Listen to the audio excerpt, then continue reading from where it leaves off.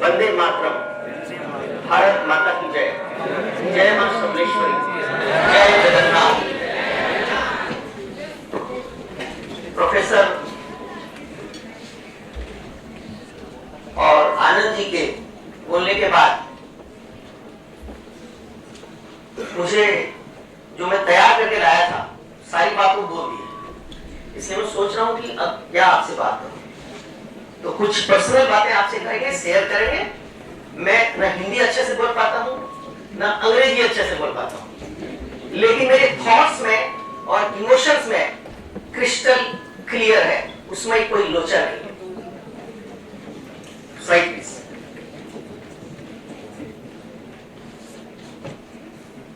Live for yourself or your family. My question to you. सब लोग सोचते रहिए, अंत में बातें करेंगे कि किसके लिए जीना है और जीने का मतलब क्या है। पढ़ना लिखना, करियर बनाना, पैसे कमाना, घर द्वार गाड़ी घोड़ा, खूब प्रॉपर्टी बनाएंगे, पॉलिटिक्स में भी आजमाएंगे, लेकिन सब किसके लिए और जीना सिर्फ इसी का नाम है क्या? इस विषय पे हम बात करेंगे। मेरा एक प्रश्न है, फिर मैं अपने विषय पे आता हूं। सब बच्चों से प्रश्न पूछता हूं। सब लोग इस दुनिया में, जैसे आनंद भाई साहब ने कहा, आगे बढ़ना चाह रहे हैं, एक दूसरे को हराना चाह रहे हैं, परास्त करना चाह रहे हैं, बहुत आगे बढ़ना चाह रहे हैं। कोई किसी को लांग कर आगे बढ़ना चाहता है, कोई किसी को साथ लेकर आगे बढ़ना चाहता है, ये सब आगे बढ़ना चाह रहे हैं। मेरा प्रश्न आपसे यह है, मैं जानना चाहता हूं वो व्यक्ति कौन है जो आप जीतते हैं वो हार जाता है, उसके बावजूद उसे आनंद मिलता है। हारने में आनंद, वो व्यक्ति कौन है? इस प्रश्न का उत्तर मैं आपसे लास्ट में पूछूंगा। Next slide. मैं अपने सनातनी स्टाइल ऑफ जो जीवन पद्धति है, जीवन शैली है, ब्रह्मचर्य, हम सब ब्रह्मचर्य में थे। उसके बाद हम पढ़ लिख कर गृहस्थ, करियर बनाए, शादी, बच्चे, प्रॉपर्टी बनाया, नाम कमाया, और मैं तो अभी वानप्रस्थ यानी सोशल लाइफ में हूं और कुछ वर्षों के बाद मुझे जाना होगा। यह सिस्टम हमारे शास्त्रों में, भारतीय शास्त्रों में विधिवत है, सिर्फ हमें इसे पालन करने की जरूरत है। कोई नई टेक्नोलॉजी की जरूरत नहीं है। यह सिस्टम साइकिल चलता रहेगा तो यह भारतीय व्यवस्था बनी रहेगी और हमारा देश फिर से विश्व गुरु बन सकता है। नेक्स्ट।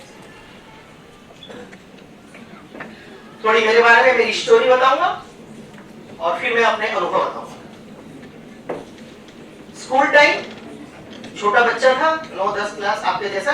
कोई भी पूछता था क्या बनोगे, एक ही शब्द निकलता था मुझसे, डॉक्टर बनूंगा। पता नहीं, ये नहीं जानता था कि डॉक्टर होता क्या है, लेकिन बोलता था डॉक्टर बनूंगा। उसके बाद प्लस 2 में आया, मैंने PCBM लिया और मेडिकल का अटेम्प्ट। एक बार मैं यूनिवर्सिटी में टॉप 20 में था। उस समय एक रूल था, जो लोग टॉप 20 में आएंगे उनको एंट्रेंस एग्जाम देने की जरूरत नहीं है। तो उसमें मेडिकल और इंजीनियरिंग चॉइस था, मैंने मेडिकल लिया और उसके बाद मेडिकल में एंट्री लिया। और प्लस 2 के बाद से मैंने भगवत गीता पढ़ना चालू किया।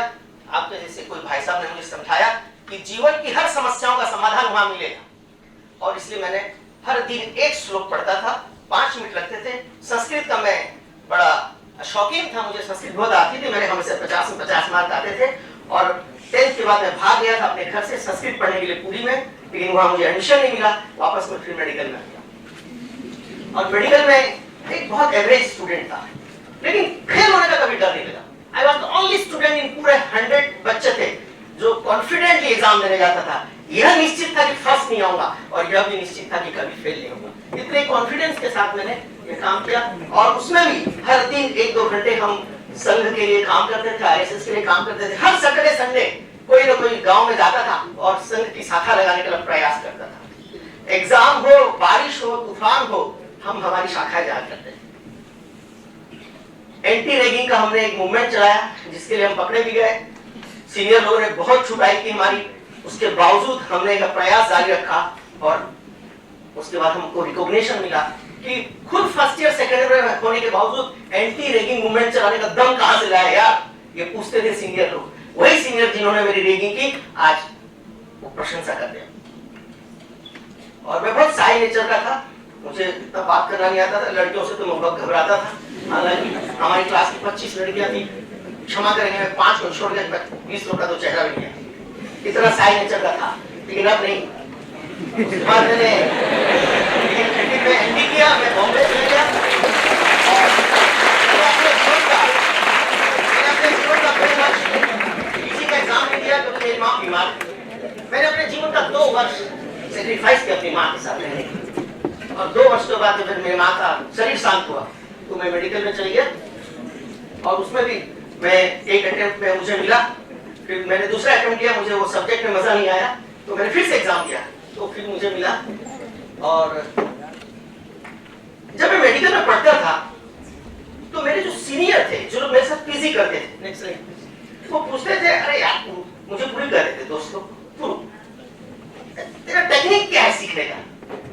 मैं हर दिन, ये आप लोग के काम आएगा, हर दिन ये सोच के जाता था कि मैं सर्जरी डिपार्टमेंट है मेरा, मैं आई एम गायनेकोलॉजिस्ट ऑपरेशंस, तो मैं हर दिन सोच के जाता था कि आज मुझे कैंची पकड़ना सीखना है।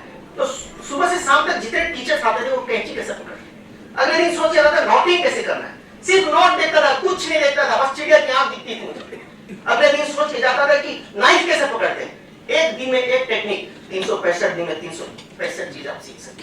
ये मेरा टेक्निक था, और आपको जानकर विश्वास तो नहीं हुआ, लेकिन मेरे जितने सीनियर पीजी कर रहे थे मेरे साथ, वो मुझे गुरु बनाया कि मैं उनको चेला बोल के बुलाता था। तो ऐसे बहुत तो पीजी करते समय उसके बाद पढ़ाई वढ़ाई खत्म हो गई, हम आगे प्रैक्टिस में हमने डिसाइड किया कि गवर्नमेंट में नहीं जाना, अपना एम्प्लॉय नहीं बनेंगे, किसी का संस्था बनाएंगे, लोगों को एम्प्लॉयमेंट देंगे। ये बचपन से बैठा हुआ था, इसलिए बॉम्बे में चांस मिला जरूर, लेकिन छोड़कर आ गए, अपनी मट्टी पे काम करेंगे, उड़ीसा में काम करेंगे सोचकर। हालांकि मुझे वहां ज्यादा बेहतर अवसर मिलते, ज्यादा पैसे कमाता, बहुत नाम भी होता। मैं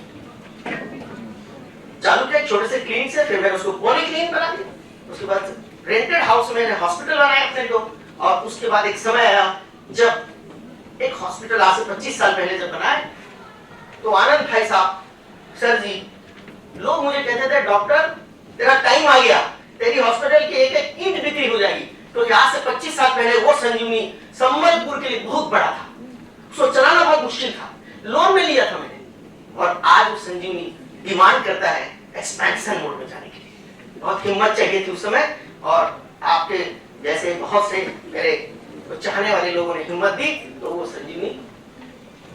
और बहुत सी चीजें हमने संबलपुर में पहली बार किया, क्योंकि मैं गायनेकोलॉजी का हूँ, लेप्रोस्कोपी सर्जरी है, आईयूआई है, टेस्ट ट्यूब बेबी है, नीचे से सर्जरी करना, एनडीबीएच बोलते हैं, ये सारी चीजें संबलपुर में पहली बार हमने शुरू किया। इस बात पर ढिंढोरा पीटने की जरूरत नहीं, मैं आपको ये सिर्फ बताना चाहता हूँ कि नई चीजें करेंगे उस एरिया में, उस क्षेत्र में, उस शहर में, उस जिला में, उस प्रांत में, तो आप फेमस हो जाओगे। तो क्या उस एरिया में नहीं है, वहां की डिमांड क्या है, उसको सोचकर काम करना है। ये मैं आपको बताने के लिए खाली ये बातें कह रहा हूँ, नहीं तो अपनी प्रशंसा करना अच्छा नहीं। उसके बाद लेकिन ये सब सीखने के लिए मुझे बाहर जाना पड़ता था, कभी बॉम्बे जाता था, कभी दिल्ली जाता था, हर साल में कभी वर्कशॉप और कॉन्फ्रेंस, इतने ज्यादा में ज्यादा था। तो मेरे दोस्त को बोलते रहे, प्रैक्टिस कब करता है, तो जब देखो तो बाहर सीखने के लिए जाता है। अरे भाई, सीखेंगे, सिखाएंगे, प्रैक्टिस करेंगे, स्किल डेवलपमेंट करेंगे, तब तो पैसे कमाएंगे, तब तो ना। तो ये शुरू से करता रहा, आज भी करता हूँ, और अब तो मैं 60 इयर्स+ हो गया हूँ, तो थोड़ा सोशल एक्टिविटी में बहुत बड़ी जिम्मेदारियां हैं मेरे ऊपर। भारत विकास परिषद का मैं स्टेट प्रेसिडेंट हूँ, बनवासी कल्याण आश्रम का स्टेट प्रेसिडेंट हूँ, एकल अभियान जो प्रवासी क्षेत्र में काम करता है, गरीब बच्चों के लिए काम करता है, संस्कृति सुरक्षा करता है, बनवासी बच्चों को पढ़ाता है, उनको हॉस्टल में हम लोग रखते हैं, और आगे की पढ़ाई के लिए उनको तैयार करते हैं। वहाँ खेल कूद है, संस्कृति है, बनवासी क्षेत्र में बहुत काम करता हूँ, और यह प्रेरणा मुझे मेरे पिताजी से मिली। लेकिन ये सब हुआ कैसे, ये सिर्फ कुछ बातों की बात है, वो मैं आपके साथ शेयर करना चाहता हूँ। My strong believe, my positive attitude and innovative concepts in medical science, और रिस्क टेकिंग बहुत था, अब भी लेता हूँ, और खास करके जब मुझे कोई चैलेंज कर देता है, जब मुझे धोखा देता है, जब कोई मुझे गलत बात करता है, तो वह आग में हालत रखता हूँ, और उस आग के माध्यम से मैं अपने आप को प्रेरित कर देता हूँ। और पैशन किस, मैं जब अपने पैशन को प्रोफेशन बनाया, मेडिकल मुझे चाहिए था और मैं मेडिकल में गया, इसलिए सक्सेसफुल। और सारे प्रैक्टिकल एक्सपीरियंसेस जो सक्सेस हुए आगे की बातें मैं आपको बताना चाहता हूं, जिसके लिए मैं यहाँ आया। बहुत स्ट्रॉन्ग बिलीफ है मेरे कुछ बातें। आहार निद्रा भय मैथुनम च, भूख लगी भोजन, नींद आ गई सो जाओ, डर लग रहा है और मैथुन यानी सेक्स, ये तो जानवरों में भी है। फर्क क्या है हमारे उनके बीच में? धर्म का एक फर्क है। धर्म का मतलब जो धारणा करता है, जो नियम परिवार को परिवार बना के रखता है, जो नियम स्कूल को स्कूल बना के रखता है, जो नियम समाज को समाज बना के रखता है, जो राष्ट्र को राष्ट्र बना के रखता है, उन नियमों का पालन करना। शरीर धर्म, परिवार धर्म, बहन के प्रति मेरा धर्म क्या है, मेरी संस्कृति के प्रति मेरा धर्म क्या है, जिसकी हवा में मैं जीता हूं उसके प्रति मेरा धर्म क्या है। यह धर्म की इस बात को जो करेगा वो मनुष्य है, नहीं तो पशु के समान है। इन बातों पे मैं बहुत बचपन से स्ट्रॉन्ग। और मन, अभी आप बैठे हैं, वहां चले गया, चंद्रमा में चले गया, सूर्य में चले गया, उस लड़की के बारे में सोचने लग गया और किसी के बारे में सोचने, मन भागता है। और मन को अगर केंद्रित करना है तो भगवत गीता पढ़ना होगा, भगवत गीता का अभ्यास करना होगा, और यह सिर्फ अभ्यास से होता है। इसलिए भगवत गीता जरूरी है इस मन को कंट्रोल करने के लिए। लेकिन कोई भी काम, अगर एक शेर सोया हुआ है तो बकरी क्या उसके मुंह में अपने आप आ जाएगी? भाग्य में लिखा है, सक्सेस आपके साथ है, प्रयास पुरुषार्थ करना होता है। यह बात भगवत गीता में लिखा हुआ है। पुरुषार्थ करते रहिए, फल में आपका कंट्रोल नहीं है भाई साहब, आप सिर्फ प्रयास कर सकते हो, कोशिश और कोशिश और कोशिश, 100% रिजल्ट तो कोई देने वाला और है। ऐसे इन बातों में मैं बिल्कुल भरोसा करके काम करता हूं, इसलिए मैं अपने आप को सफल मानता हूं। और यह सब बच्चों है। इसमें यह लिखा है अमंत्रो अक्षरो नास्ति, एक भी अक्षर ऐसा नहीं है जिसे मंत्र नहीं बन सकता, एक भी पेड़ ऐसा नहीं है जिसे औषधि नहीं बन सकती, और एक भी व्यक्ति ऐसा नहीं है जो काम का नहीं है। तो फिर लोग फेल क्यों हो जाते हैं? जो जगह तत्तर दुर्लभ, उनको प्लानिंग करने वाला, काम में लगाने वाला, अच्छी स्कूल, अच्छी व्यवस्था, पढ़ाने वाला अच्छा टीचर, अच्छा गुरु होना चाहिए, उनको गाइड करने वाला अच्छा होना चाहिए, उसका अभाव है, जिसके कारण वह व्यक्ति काम का नहीं बन सकता। इसलिए हमें अच्छे प्लान की, अच्छे टीचर की जरूरत है जो आनंद भाई साहब काम कर रहे हैं। लेकिन जब भी कोई काम करते हैं वो शत्रु होते हैं, डॉक्टर डिस्टर्ब, और शत्रु को बिना पहचाने cannot win your war। और युद्ध में आपके शत्रु कौन है पहचान। मोबाइल, सोशल मीडिया, कितना घंटा स्क्रीन टाइम तुम लोग का? अरे स्क्रीन टाइम कितना है? हमारा शत्रु है वो। ट्राई टू बी, कभी दूसरे की तरह बनना मत प्रयास करो। मैं जो हूं मैं हूं, मैं पुरुषोत्तम हूं, मुझे दूसरा बनने की क्या जरूरत है?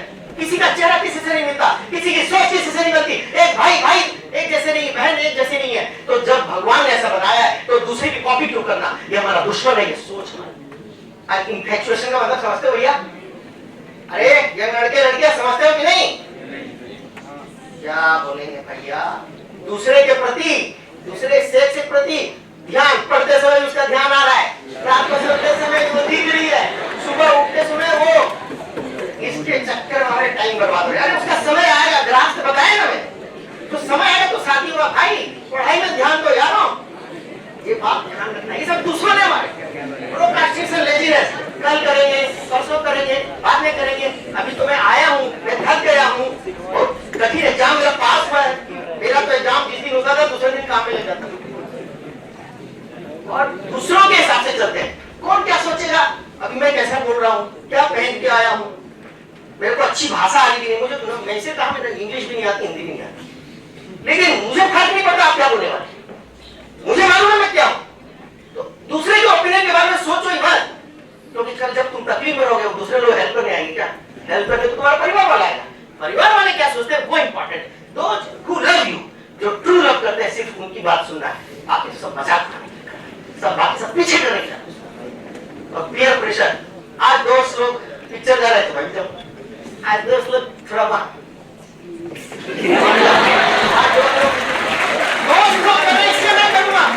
हमारे लिए ये मेरा दुश्मन है। और नेक्स्ट है रनिंग बिहाइंड मार्क्स। अरे फर्स्ट साल की चिंता ही मत करो यार, मैं तो एवरेज स्टूडेंट था, वो 33 वाला उधर बैठा है, वो 30 वाला उधर बैठा है, और मैं एवरेज। लेकिन एवरेज लोग एक्सीलेंस करते हैं, एक्सीलेंट फर्स्ट होने की जरूरत नहीं है।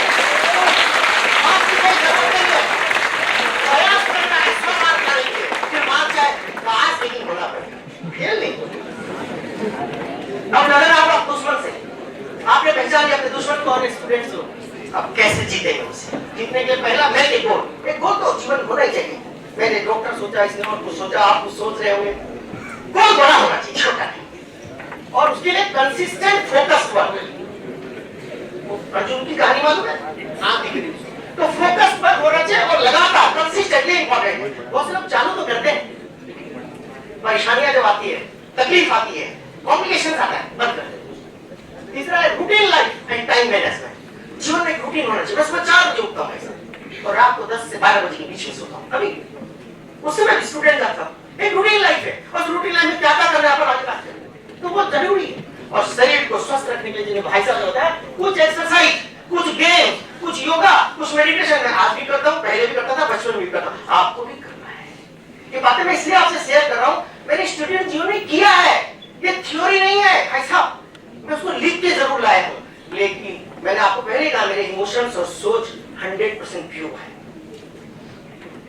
और चालू करिए, अगर आपको आनंद भाई साहब बनना है, प्रोफेसर साहब बनना है या मेरे जैसा बनना है, तो भगवत गीता पढ़ना है। और भगवत गीता में हर प्रश्न का उत्तर मिलेगा। अब ये आखिरी बातें हैं भैया, समय बताते रहे। मैं क्यों पैशन का प्रोफेशन, पैशन का प्रोफेशन बन जाए, बढ़िया चीज कुछ नहीं। लेकिन कभी कभी जीवन में पैशन प्रोफेशन नहीं बन सकता, बाई चांस मिल जाता है, वो भी कर सकते हैं आप। लेकिन हो जाए तो बात ही मत करिए। मार्क्स के बारे में पहले बोल दिया हूं कि मार्क के पीछे मत दौड़िए, वो आपको डिफाइन नहीं करना चाहिए। मार्क का हो तो क्या फर्क पड़ता है? It's more important to try and fail, but never fail to try. Fail हो सकते हो मार्क में, कोई दिक्कत नहीं, ट्रायल करने में फेल नहीं होना चाहिए। मैंने अपना 100% दिया, ये जो भाषा है ये दिल से निकलनी चाहिए। अपने माँ बाप को जाके बोल सकना चाहिए, मैंने पूरा कोशिश किया, माँ तेरी मार्क कम है, पिताजी मैंने पूरी कोशिश की। ये जो पूरी कोशिश की, ये ईमानदारी से, बिल्कुल इमोशनल होकर हमें महसूस भी करना होता है, बहुत महत्वपूर्ण है। तो ट्रायल करना है, जो भगवत गीता में कृष्ण अर्जुन को career by chance or choice वाक्यों पर है। Trial as there is no tomorrow. Anand भाई साहब ने जब फोन किया कि टेडेक्स में बोलना है, मैं बोला मैं नहीं बोल सकता, मेरे पास समय नहीं है, बहुत से सामाजिक काम है।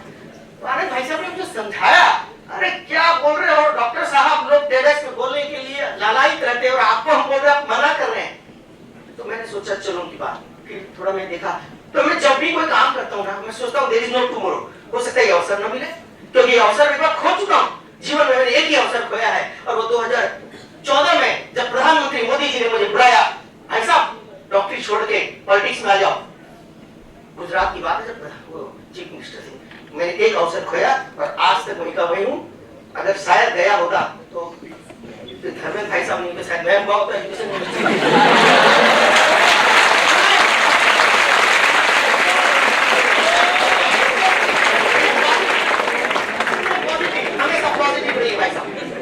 और कंफर्ट जोन से तो नहीं, रजाई के अंदर घुसे रहोगे तो एक्सरसाइज कैसे करोगे?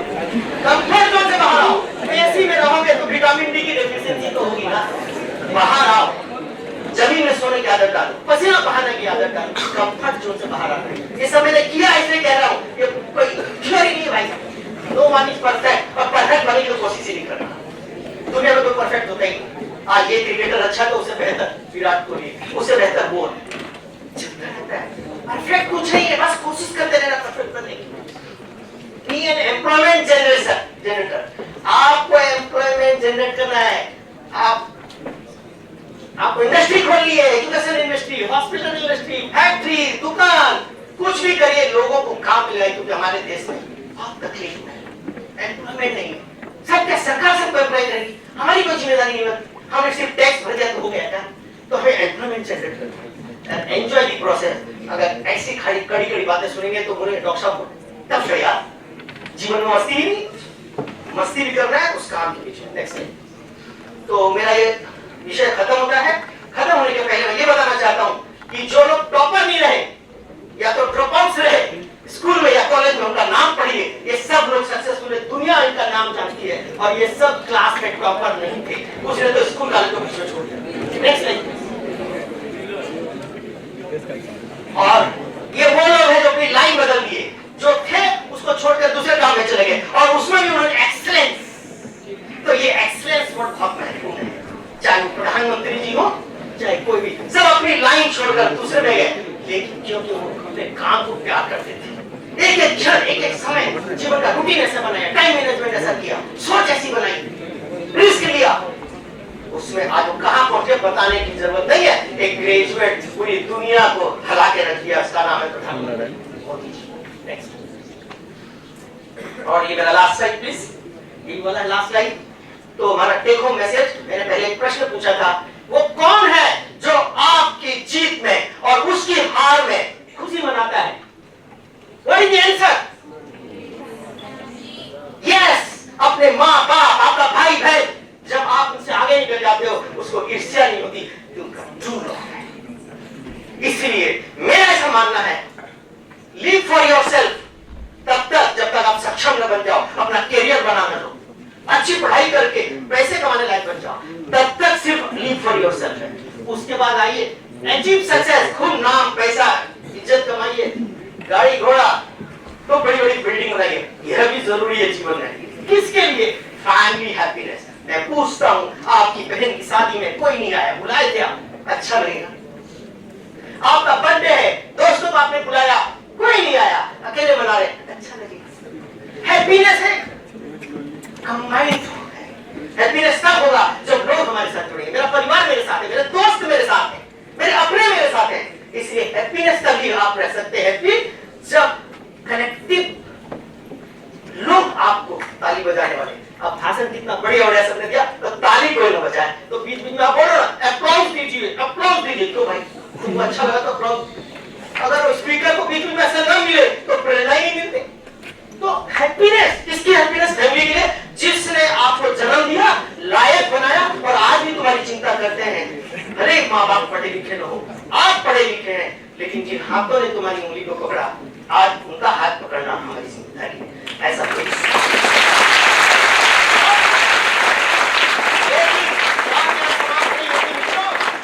परिवार तब तक सुरक्षित है जब तक देश सुरक्षित है, तब तक समाज सुरक्षित है। नहीं तो जो कश्मीर में हुआ, जो बंगाल में हुआ, जो बांग्लादेश में हुआ, वो सब हमारे साथ ही होने वाला है। मेरा देश बहुत बड़ा था, अफगानिस्तान से लेकर म्यांमार तक। समय के साथ 200 सालों में टुकड़े टुकड़े बढ़ते गए, नेपाल अलग हो गया, श्रीलंका अलग हो गया, म्यांमार अलग हो गया, सब अलग हो गए। और जो हमारे से बटे, आज वहां पर हमें मारा जा रहा है।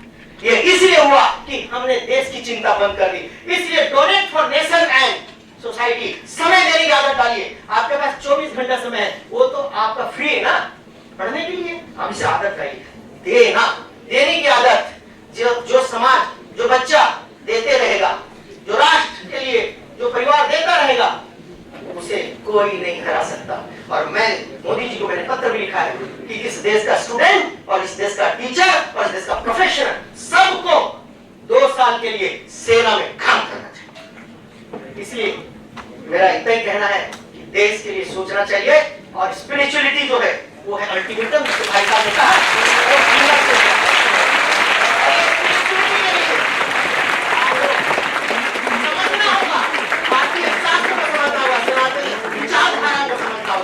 इसलिए मैं आपसे ये कहना चाहता हूँ, live for family, nation and society, not for yourself. Yourself सिर्फ आप एक सैनिक हैं, अपने आप को तैयार कीजिए। अस्त्र चलाना सीखना है, मतलब अपने आप को लायक बनाने के लिए जो भी करना है वो करना है अपने लिए, लेकिन अल्टीमेट क्या होना चाहिए?